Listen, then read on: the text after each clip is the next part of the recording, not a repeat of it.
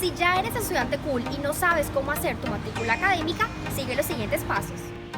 Primero, pide tu ticket de atención a través del link ticket.ul.edu.co/numeral/ticket/grade. Escoge la opción de estudiante y volante de matrícula de contado y espera que nuestro asesor se comunique contigo vía WhatsApp. Como segundo paso, ingresa al sistema Q10 con tu usuario y contraseña y da clic en la opción académico y prematrícula. En este apartado encontrarás las asignaturas a cursar con diferentes horarios y docentes. Te recordamos tener en cuenta los códigos correspondientes a tu programa académico. Te explicamos. Encontrarás un código de 5 letras. La primera letra corresponde a la jornada académica. Si es A, es diurno. Si es Z, es nocturno.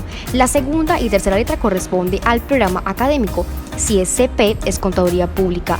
SO, seguridad y salud en el trabajo. AF, administración financiera.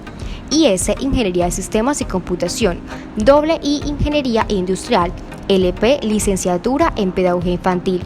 Y si es EF, es licenciatura en educación física, recreación y deporte. Las dos últimas letras en números romanos corresponden al semestre a cursar. Finalmente le das clic en la opción aceptar y así de fácil es realizar tu matrícula. Generalmente al finalizar tienes un volante de pago. Si ya lo cancelaste, no te preocupes si haces caso omiso. De lo contrario, solicítalo.